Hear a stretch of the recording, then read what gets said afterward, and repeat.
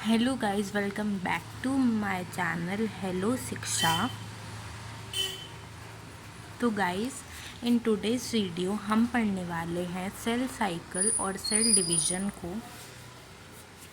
Actually ना इस chapter में बहुत लोगों को ऐसा प्रॉब्लम आता है, बट इसको हम इजीली पढ़ेंगे। एंड ये मेरे नोट्स हैं, ठीक है। ये पूरे जो है 12 पेज के नोट्स हैं, ये मैं आपको शेयर कर दूँगी, ठीक है ना। और ये मेरे नोट्स देखो। चलो ठीक है। अब देखो, मेरा स्ट्रैटेजी सुन लो आप पहले एक बार कि देखो, मैं पहले सबसे पहले आपको क्या कराऊंगी। सबसे पहले मैं आपको नोट्स से पढ़ाऊंगी ये वाले, ठीक है। फिर दूसरी चीज़, अगर ऐसा हुआ तो मैं हैंड रिटन भी आपको समझाऊंगी, कोई ऐसा टॉपिक जिसको समझाना चाहिए अदर देन नोट्स, ठीक है। तीसरी चीज़, हम जो हमारे पास सेकंड वीडियो आएगा, ये फर्स्ट वीडियो में हो जाएगा अभी वाले में, और सेकंड वीडियो जो आएगा उसमें हम NCERT की एक एक लाइन को समझेंगे कि आखिर उसमें लिखा क्या है। बहुत सिंपल लैंग्वेज है, उससे भी खा जाओगे आप, ठीक है। ये हम अभी शुरू करेंगे, ठीक है ना। तो आराम से, पहले मैं कुछ भी नहीं छोड़ूंगी, अभी हम पहले थोड़ा सा इससे पढ़ लेते हैं, इजी लैंग्वेज में समझ लेते हैं एक बार, फिर ना आप थोड़ा सा बेस क्लियर हो जाएगा, तो आप NCERT में सोच पाओगे, ठीक है। चलो, तो सबसे पहले हम शुरू करते हैं सेल साइकिल और सेल डिवीज़न। देखो, सेल साइकिल और सेल डिवीज़न होता क्या है, पहले तो हमें ये देखना पड़ेगा। तो cell cycle and cell division is nothing but एक सेल किस प्रकार से ग्रोथ और डिवाइड करता है, वो हमें इस चैप्टर में पढ़ना है, ठीक है ना। इसमें नया कुछ भी नहीं आएगा, नया बस हमारे पास कुछ कुछ आएगा, बट मियोसिस एंड माइटोसिस ही हमको पढ़ना है कि मियोसिस और माइटोसिस में और क्या, उसके अंदर जब हम डीप पढ़ाई करते हैं तो उसमें क्या क्या स्टेप्स आती हैं। देखो, सबसे पहले आपको ये पता है कि जो एक सेल होता है, सेल जो होता है ना, वो फंडामेंटल एंड स्ट्रक्चरल यूनिट होता है लाइफ का। तो हर ऑर्गेनिज्म सेल से मिलकर बना हुआ होता है, ये तो आपको पता है। तो सेल से मिलकर बना है, तो जो ग्रोथ और जो रिप्रोडक्शन है, या हम कहें अगर डिवीज़न है सेल्स का, तो वो तो इस सेल की वजह से ही हो रहा होगा। तो हम ये कह सकते हैं कि जो ग्रोथ और जो डिवीज़न होता है, या फिर अगर हम अच्छे से कहें कि जो ग्रोथ बैकग्राउंड साउंड के लिए सॉरी, तो जो ग्रोथ और रिप्रोडक्शन होता है वो एक कैरेक्टरिस्टिक होता है सेल का। कैरेक्टरिस्टिक होता है सेल का, मतलब कोई भी लिविंग ऑर्गेनिज्म जो सेल से बना है, वो ये तो ऑब्वियस है कि वो ग्रोथ भी करेगा एंड फर्दर वो डिवाइड भी करेगा। जैसे एक इंडिविजुअल है, वो पहले छोटू सा ऐसे छोटू सा बेबी था, फिर वो बड़ा हुआ, बड़े होके क्या करेगा, वो डिवाइड करेगा, अपने और डॉटर सेल्स बनाएगा। तो ये है क्या, इट इज़ नथिंग बट हम ये कह सकते हैं कि जो ग्रोथ और डिवीज़न होता है वो कैरेक्टरिस्टिक होता है सेल का, ठीक है ना, और लिविंग ऑर्गेनिज्म का, ठीक है ना। अब कैरेक्टरिस्टिक क्यों बोला है वो हम लिविंग वर्ल्ड में भी पढ़ लेंगे अच्छे से, लेकिन मैं बता देती हूँ। देखो, कैरेक्टरिस्टिक इसलिए बोला है कि क्योंकि जो ग्रोथ होता है वो नॉन लिविंग में भी होता है ना। आपने पहाड़ देखा होगा, पहाड़ गर्मियों में तो आपने ऐसा देखा होगा छोटू सा, फिर ठंडियों में जब आप गए होगे तो उसमें बहुत सारी बर्फ़ उसमें अक्यूमुलेट हो गई होगी, तो उससे पहाड़ का साइज़ तो बढ़ गया, है ना। तो ऐसे तो ग्रोथ को हम ये नहीं कह सकते। देखो, एक कैरेक्टरिस्टिक फ़ीचर, या फिर अगर हम कहें नॉन डिफाइनिंग फ़ीचर क्यों कहते हैं ग्रोथ और रिप्रोडक्शन को, तो सबसे पहले आप ये समझो कि जो नॉन डिफाइनिंग फ़ीचर होता है वो एक ऐसा फ़ीचर होता है जो लिविंग ऑर्गेनिज्म में भी प्रेजेंट होता है, बट विथ एक्सेप्शन, इसमें एक्सेप्शन होते हैं, एंड इन नॉन लिविंग में भी प्रेजेंट होता है, ठीक है ना। तो मतलब ऐसा फीचर जो लिविंग और नॉन लिविंग दोनों में प्रेजेंट होता है, उसको हम नॉन डिफाइनिंग फीचर कह देते हैं किसी भी ऑर्गेनिज्म का। रिप्रोडक्शन क्यों कहा, क्योंकि रिप्रोडक्शन में एक्सेप्शंस हैं। क्या एक्सेप्शन है, जैसे हनी भी आप देखोगे, वर्कर हनी भी आप देखोगे, या इनफर्टाइल कपल्स, जो इनफर्टाइल कपल्स होते हैं वो तो रिप्रोड्यूस नहीं करते। तो हम कभी भी ग्रोथ और डिवीज़न को 2 मिनट।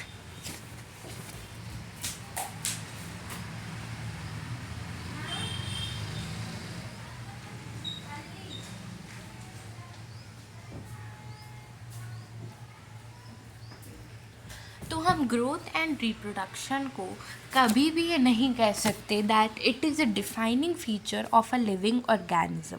ठीक है, अब हम नेक्स्ट आगे चलते हैं। देखो, अब एक सेल जो है वो कैसे डिवाइड और कैसे ग्रो करता है वो हमको समझना पड़ेगा।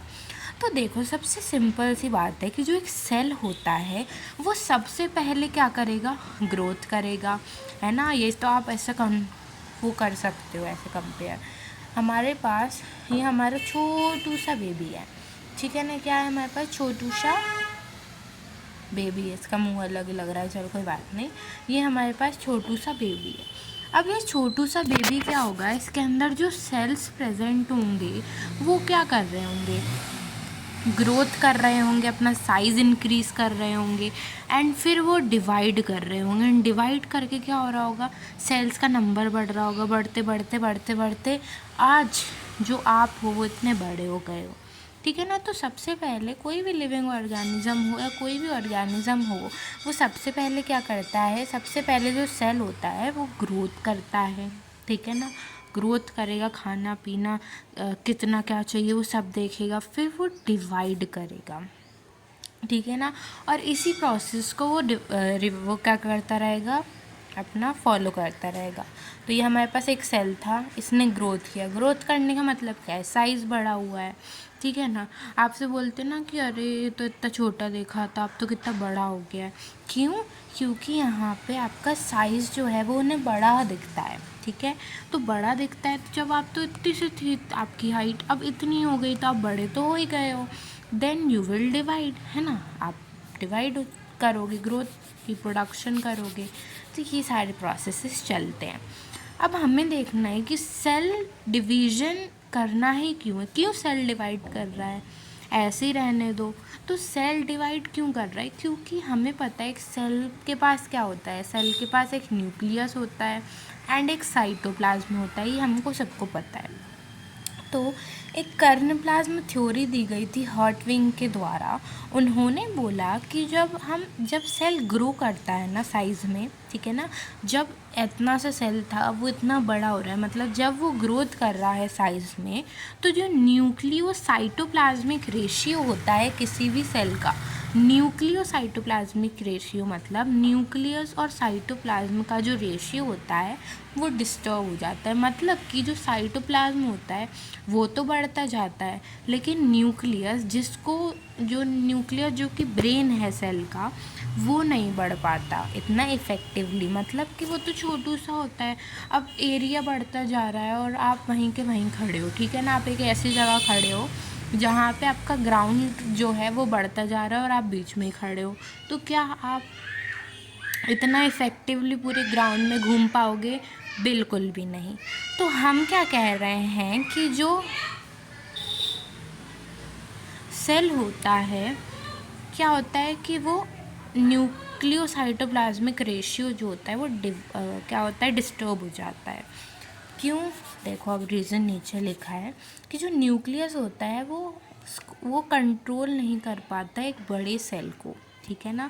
इतना इफ़ेक्टिवली वो कंट्रोल नहीं कर पाता, तो सेल क्या करता है, फर्दर डिवाइड कर करके ऐसे छोटे छोटे से वो बना लेता है, जिससे जो न्यूक्लियस है वो ईज़िली क्या कर सके, न्यूक्लियस उस साइटोप्लाज्म में जितनी भी चीज़ें उन पर कंट्रोल कर सके। तो उस चीज़ को करवाने के लिए हम क्या करते हैं, सेल का डिवीज़न करते हैं। फिर वॉल्यूम सरफेस एरिया, मतलब कि जब एक सेल जो है वो ग्रो कर रहा होता है उसके साइज़ में, उसके वॉल्यूम में, ठीक है, तो क्या होता है कि उसका जो वॉल्यूम होता है वो तो बढ़ता जाता है, लेकिन जो सरफेस एरिया होता है, ठीक है ना, वॉल्यूम तो बढ़ता जाएगा बट जो सरफेस एरिया होता है वो तो नहीं होता, बढ़ता नहीं है। तो क्या होता है कि ना वॉल्यूम सरफेस रेशियो डिस्टर्ब हो जाता है। इसकी वजह से एक सेल को क्या करना पड़ता है, डिवाइड करना पड़ता है, ठीक है ना। अब हमें एक मोस्ट, देखो इसमें अभी ऐसे क्वेश्चन सच दैट नहीं आए हैं, कुछ आए भी होंगे तो आप आराम से कर सकते हो इस थ्योरी को पढ़ के। ये नोट्स शायद मैं नेक्स्ट वाले वीडियो में डाल दूँगी, ठीक है। अब हम पढ़ते हैं कि सेल साइकिल होती क्या है। सेल डिवीज़न तो समझ लिया कि भाई एक सेल डिवाइड कर रहा है, ठीक है। अब सेल साइकिल क्या होता है, देखो सेल साइकिल होता है सीक्वेंस ऑफ इवेंट जिसमें जो सेल होता है वो डुप्लीकेट करता है अपने जीनोम को या फिर सिंथेसाइज करता है सेल ऑर्गेनेली को। मतलब कि सेल साइकिल एक ऐसी साइकिल है या फिर एक ऐसा सीक्वेंस है इवेंट का जिसमें जो सेल होता है वो अपने अंदर प्रेजेंट जो उसमें जो अंदर उसके प्रेजेंट डीएनए है या फिर जो सेल ऑर्गेनेलीज हैं उनको डुप्लीकेट या सिंथेसिस करता है। तो ये जो पूरी साइकिल चलती रहती है ना कि सेल के अंदर जो भी कॉन्स्टिट्यूएंट्स हैं उनको क्या करना, डुप्लीकेट करना, ठीक है ना, उनका सिंथेसाइज करना, उनको बनाना, ये सारा काम किस में इन्वॉल्व होता है, हमारी सेल साइकिल। सेल साइकिल यही तो है कि आप एक सेल में सेल की साइकिल ही तो बता रहे हो कि सेल जो छोटू सा था पहले, अब वो क्या करेगा, धीरे धीरे करके उसके अंदर की जो मात्रा पहले साइटोप्लाज्म बढ़ाएगा, फिर न्यूक्लियस बढ़ाएगा, फिर अपना डीएनए आरएनए जो होगा उसको सिंथेसाइज करेगा या फिर डुप्लीकेट करेगा, फिर सेल ऑर्गेनेलीज बनाएगा और फिर डिवाइड करेगा 2 डॉटर सेल्स में। इसी इवेंट को हम क्या कहते हैं, सेल साइकिल। अब हम देखो ऐसे यहाँ पे एक पेरेंट सेल है हमारे पास, उसने ग्रोथ करना मतलब साइज़ बढ़ाया, फिर वो डिवाइड कर देगा 2 डॉटर सेल्स में, तो 2 डॉटर सेल्स मिल गए। तो यही जो होल लाइफ में जो हमारे पास साइकिल चलती रहती है, ठीक है ना, होल लाइफ में जो हमारे पास साइकिल चलती रहती है उसी को हम सेल साइकिल कह देते हैं, ठीक है। अब देखो ग्रोथ करने के टाइम पे हमने क्या कहा, वो क्या क्या करेगा, वो डीएनए डुप्लीकेट करेगा, अपने सेल ऑर्गेनेलीज को सिंथेसिस करेगा, फिर क्या करेगा, 2 डॉटर सेल्स बना लेगा, यही आ गया, हमको ये तो पता है, ठीक है। और फिर वो क्या करेगा, फाइनली डिवाइड कर लेगा, है। अब ये देखो पूरा प्रोसेस आप और अच्छे से समझोगे जब आप मियोसिस एंड माइटोसिस पढ़ोगे। बट उससे पहले सेल साइकिल में क्या होता है ना, 2 फेजेस आते हैं, ठीक है। सेल साइकिल में क्या आते हैं, 2 फेजेस आते हैं। एक फेज़ होता है हमारे पास इंटरफेस और प्रिपरेटरी फेज़, दूसरा फेज़ हमारे पास होता है एम फेज़ और मल्टीप्लिकेशन फेज़। इंटरफेस को हम रेस्टिंग फेस भी कहते हैं। तो एक फेस आता है हमारे पास इंटरफेस, एक फेस आता है हमारे पास एम फेस।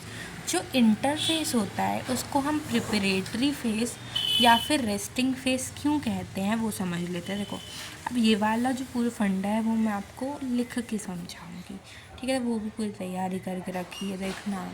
वाह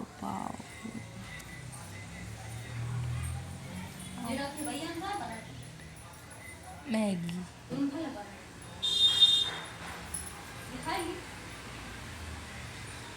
तुम खा लो, ठीक है, रुको। हाँ देखो मैंने ना यहाँ पे एक तो दो गई PDF,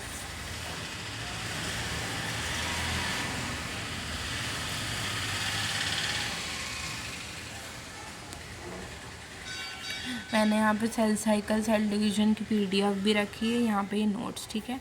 चलो अब देखो ध्यान से देखना बिल्कुल। अब अपना एक कलर चेंज कर लेते हैं, कुछ कलर्स चेंज कर लेते हैं, 2 minute please.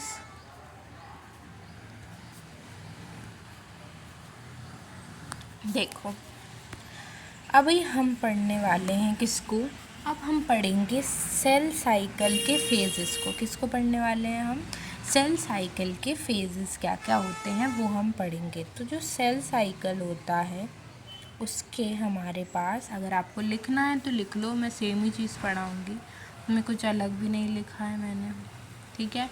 Cell cycle and cell division के 2 फेजेस होते हैं। एक होता है हमारे पास इंटरफेस और एक होता है हमारे पास एम फेस, ठीक है ना। एक होता है हमारे पास इंटरफेस, एक होता है हमारे पास एम फेस, ठीक है। सेल साइकिल को अच्छे से लिख दूँ, ये PDF भी मैं आपको शायद प्रोवाइड कर सकूँ, बट वो शायद वो अच्छी नहीं आएगी, इसलिए बोल रही हूँ लिख लो, मैं तो अपने पढ़ने के लिए इसको सेव कर लूँगी। अच्छा, cell cycle and cell division के क्या होते हैं अपने पास, 2 फेसेस होते हैं। कौन कौन से, एक होता है अपने पास इंटरफेस और एक होता है अपने पास एम फेस। एम फेस का मतलब होता है मल्टीप्लिकेशन फेस। क्या होता है, मल्टीप्लिकेशन फेस, ठीक है। और इंटरफेस को, आपको ये क्वेश्चन आएगा, इंटरफेस को हम रेस्टिंग फेस और हम क्या कह देते हैं उसको, प्रिपरेटरी फेस कह देते हैं, ठीक है। तो रेस्टिंग फेस और प्रिपरेटरी फेस किसको कह देते हैं हम, इंटरफेस को, और इसको क्या कह देते हैं, मल्टीप्लिकेशन फेस। अब सबसे पहले तो हमें ये समझना पड़ेगा कि हमने इसको ऐसा बोला ही क्यों, कि इसको हम ये वाला फेस बोलते हैं, इसको हम ये वाला फेस बोलते हैं। तो ये हमने इसलिए बोला कि जो इंटरफेस होता है उसको रेस्टिंग फेस और प्रिपरेटरी फेस क्यों कहा। सबसे पहले तो ये समझ लेते हैं कि इसको रेस्टिंग फेस क्यों कहा।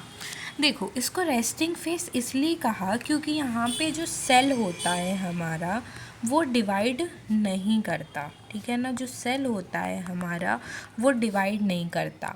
अब लोग बोलते हैं कि डिवाइड नहीं कर रहा है मतलब वो एक्टिव भी नहीं है, नहीं, वो डिवाइड नहीं कर रहा, लेकिन अपनी जो सारी जो मेटाबॉलिक एक्टिविटीज़ हैं वो अच्छे से परफॉर्म कर रहा है। वो मेटाबॉलिक एक्टिविटीज़ जो हैं वो बहुत अच्छे से परफॉर्म कर रहा है। मतलब हम ये कह सकते हैं कि वो जो है वो मेटाबॉलिकली क्या है, मेटाबॉलिकली एक्टिव है, ठीक है।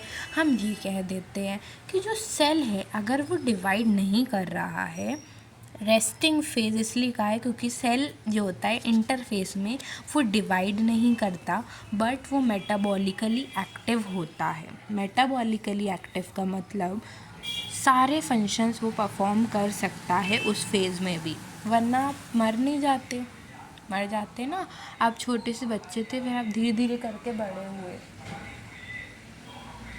तो अगर ऐसा होता कि इस फेज़ में जहाँ पे आपका सेल जहाँ पे आपका सेल अपना जीनोम डुप्लिकेट कर रहा है या फिर सेल ऑर्गेनेलीज या जो चीज़ आपके बॉडी को रिक्वायर्ड है उसको सिंथेसिस कर रहा है, फिर तो आप मर ही जाते अगर ऐसा होता है। तो नहीं हुआ ना, क्यों, क्योंकि ये वाला जो इंटरफेस होता है ये मेटाबॉलिकली एक्टिव फेस होता है, भले ही यहाँ पे सेल का डिवीज़न नहीं हो रहा हो, ठीक है। अब हम आएंगे हमारे प्रिपरेटरी फेस। यहाँ पे इसलिए बोला गया है क्योंकि यहाँ पे क्या होता है कि अपने पास जो चीज़ें जो एक सेल को रिक्वायर्ड होती हैं, जैसे कि सेल ऑर्गेनेलीज हो गई हमारी, DNA हो गया, RNA हो गया, इन सारी चीज़ों का सिंथेसिस होता है यहाँ पे, प्रोटीन वगैरह का यहाँ पे क्या होता है, सिंथेसिस होता है। नेक्स्ट हम आते हैं एम फेज़ पे। तो एम फेज़ को हम मल्टीप्लिकेशन फेज़ क्यों बोलते हैं, तो एम फेज़ को मल्टीप्लिकेशन फेज़ हम इसलिए बोलते हैं क्योंकि यहाँ पे जो सेल होता है वो एक्चुअल में क्या कर रहा होता है, डिवीज़न कर रहा होता है। क्या कर रहा होता है, वो एक्चुअली में डिवीज़न कर रहा होता है,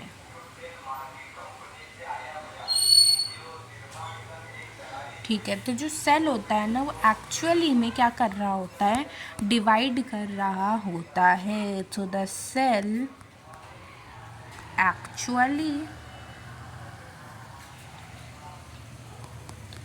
divide itself and form daughter cells, ठीक है। यहाँ पे सेल एक्चुअली में डिवाइड कर रहा हो। अब यहाँ पे ये नहीं लिखा तो मत सोचना, मेटाबॉलिकली एक्टिव होता है।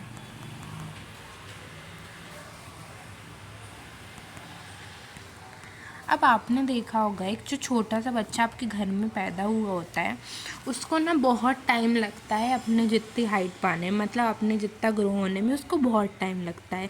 क्यों, क्योंकि जो एक सेल होता है ना, जो क्योंकि सेल से तो हम बने, सेल से तो ऑर्गेनिज्म बने हैं, we are composed of cells, है ना, हमारे अंदर सेल्स है। तो जो सेल्स जैसे फंक्शन परफॉर्म कर रहे हैं हम भी वैसे फंक्शन परफॉर्म कर रहे हैं। तो वो इतनी जल्दी क्यों नहीं बढ़ पाते? क्योंकि वो अपने इंटरफेस में होते हैं। इंटरफेस मतलब जहाँ पे जो सेल है वो एक्चुअली में क्या कर रहा होता है, सबसे पहले वो ग्रोथ कर रहा होता है। तो यहाँ पे सबसे ज़्यादा टाइम लगता है। सबसे ज़्यादा टाइम लगता है तो क्या होता है कि 95% ऑफ द टाइम होता है सेल